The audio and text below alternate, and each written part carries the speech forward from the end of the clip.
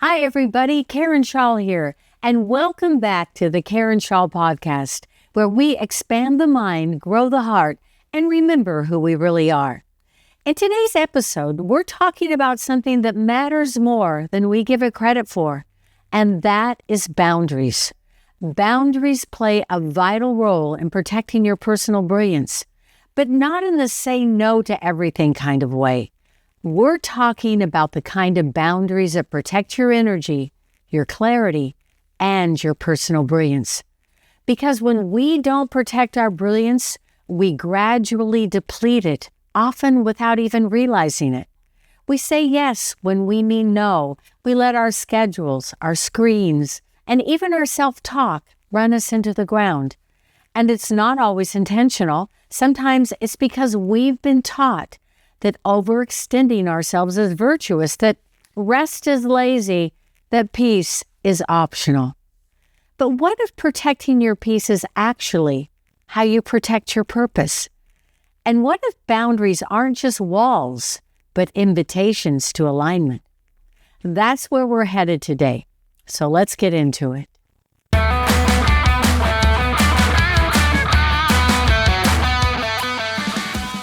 There's an old myth many of us were raised with, the myth of the supermom, made popular in the 70s and 80s and later referenced in books like The Supermom Syndrome.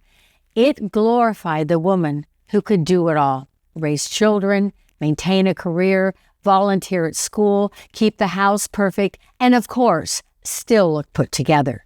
She could multitask with ease, never complain, and never rest. But where did that get us? Decades later, we see the cost. Research now tells us that multitasking is not a strength, it's a stressor. A study from Stanford University found that people who multitask regularly perform worse on tasks requiring attention and memory and have more difficulty switching between activities. It doesn't enhance performance, it diminishes your capacity to function at your best. And in this over-informed, hyper-connected society, that pressure has only intensified. We're encouraged to do more, be more, scroll more, but it's not making us better. It's stealing our peace of mind, and it's chipping away at our personal brilliance. Let's start with the truth many of us don't want to say out loud. We are trained to feel guilty for having limits. We're taught to over-deliver, overperform, and overlook our own signals. And so we say yes, even when it costs us. We don't let our cars run on empty. We don't skip oil changes or drive without brakes. Yet we often ignore the signals our bodies send, even when we're exhausted or overwhelmed. And the world, it doesn't help. Our culture rewards burnout and praises overwork. It turns being available 24/7 into a badge of honor. But just because something is common doesn't mean it's healthy. Boundaries are not selfish. They are systems of sustainability. They are clarity in action.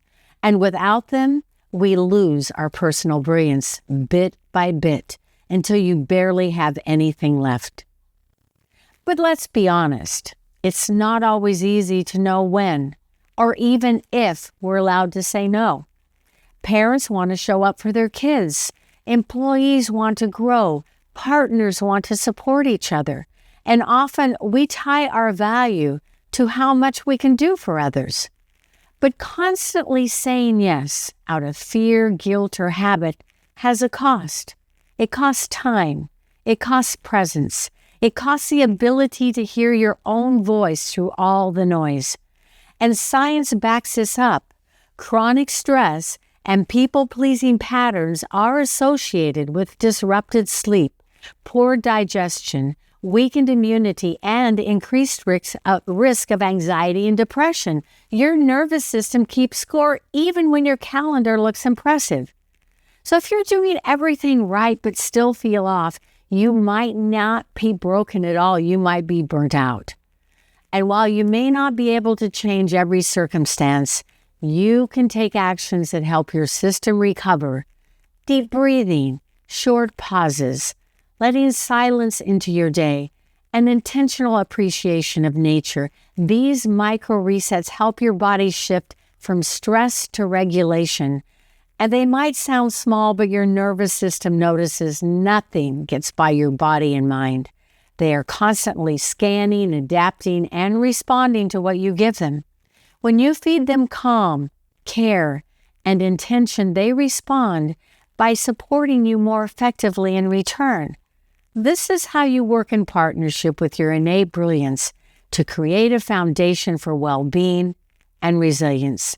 And that connection to self-worth brings us to an often overlooked tool for transformation, authentic gratitude.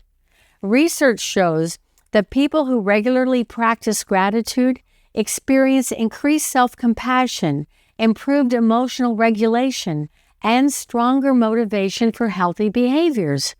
When you are grateful for your body, for your brilliance, you naturally start caring for it more intentionally.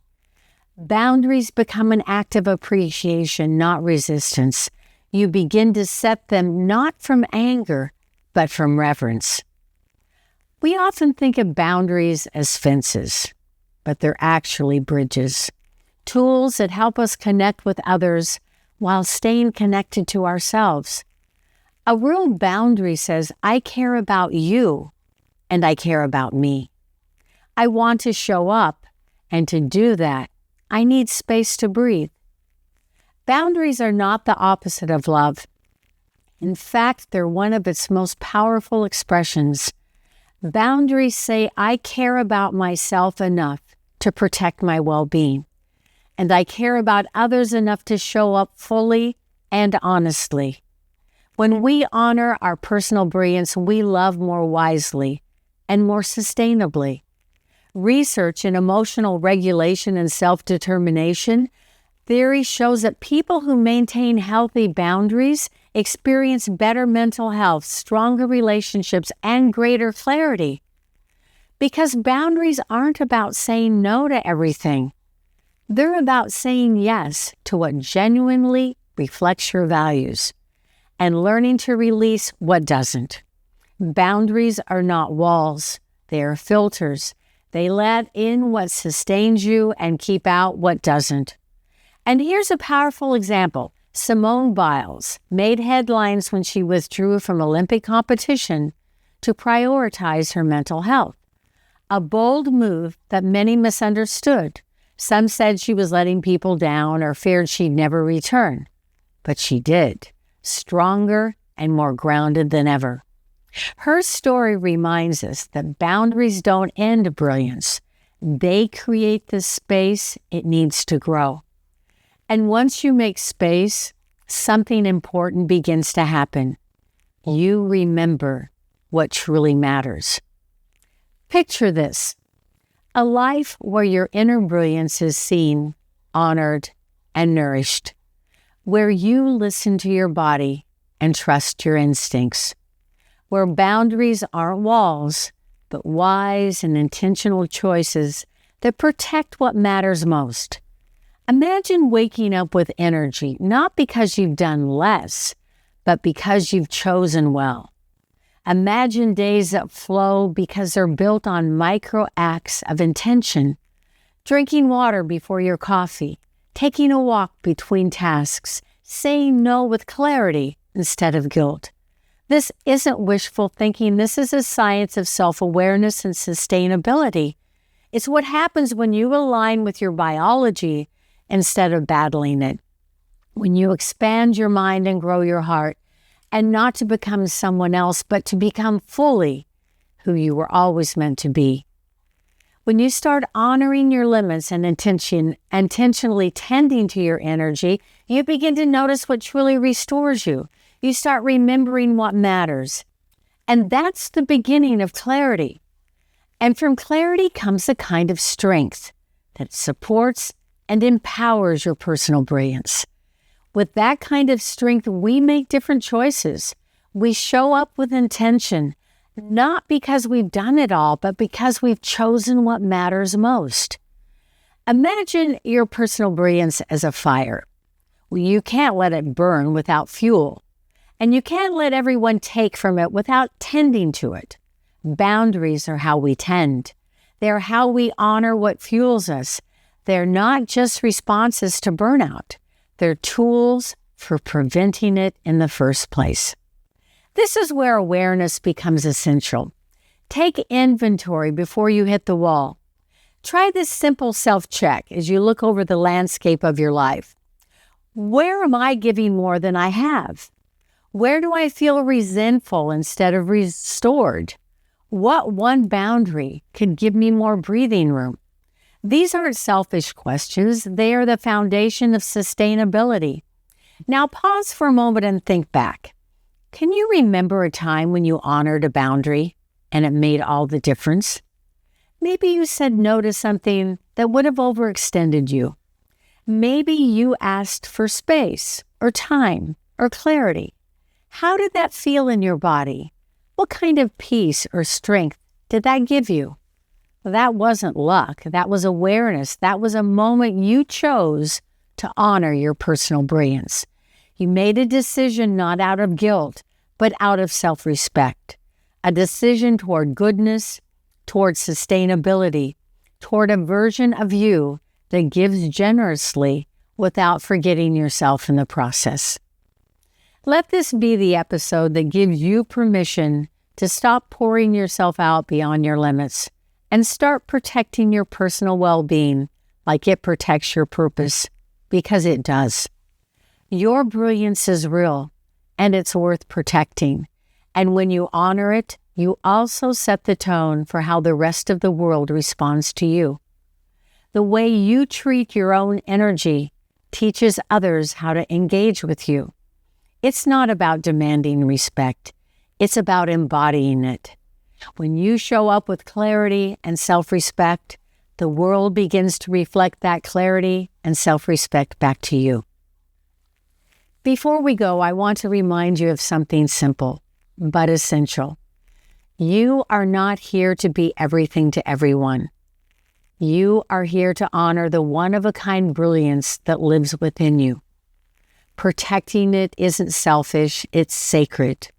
So take a breath, appreciate yourself for showing up, and commit to one small boundary that supports your well-being today. If this episode resonated with you, please like, subscribe, and share it with someone who may need to hear it. And follow along at Karen Schaal. Until next time, stay rooted in your worth. Protect the parts of you that matter most, your energy, your clarity, and your personal brilliance. Bye-bye.